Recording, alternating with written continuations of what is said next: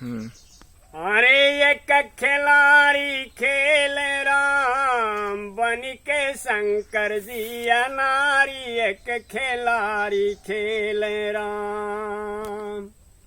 एक समय भस्मासुर राक्षस किया तपस्या भारी, भई खुशी जब भोले बाबा प्रगट रूप को धारी, बोले मांगा बरकरारी, एक खिलाड़ी खेल राम बन के शंकर जी अनारी, एक खिलाड़ी खेली है राम।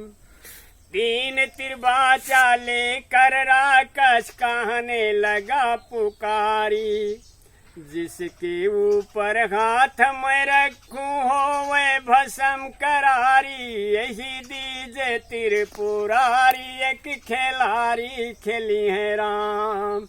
यही दीजे त्रिपुरारी, एक खिलाड़ी खेली है राम।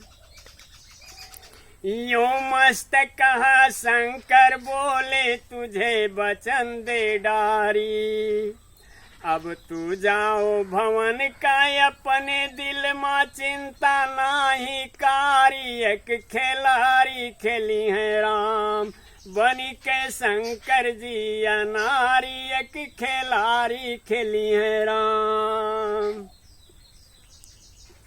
अरे तब भस्मासुर शिव को चाह कर दूं भस्म करारी, उनकी स्त्री पार्वती को बनाऊं अपनी नारी, ऐसे सोचा छलकारी, एक खिलाड़ी खेली है राम।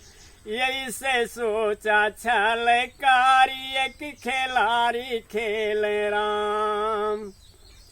हरि तब भस्मासुर शिव के ऊपर धाया अपना हाथ पसारी, तीन लोक ले शंकर भागे गए विष्णु केरी दुआरी, कहने लागे बतिया सारी, एक खिलाड़ी खेली है राम बनी के शंकर जी अनारी, एक खिलाड़ी खेली है राम।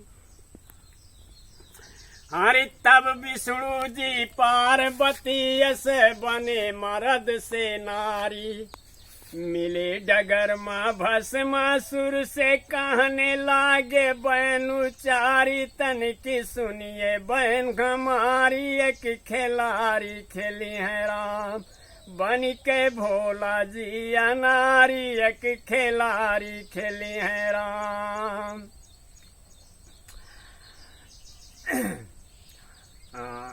के खातिर तुम हो धाया वही का मैंने नारी, अरे जिसके खातिर तुम हो धाया वही का मैंने नारी, तरुण वाली नाच दिखा दो तब मैं बनूं तुम्हारी, सोवा सतवा गोड़ पसारी, एक खिलाड़ी खेली है राम बन के भोला जी अनारी, एक खिलाड़ी खेली है राम।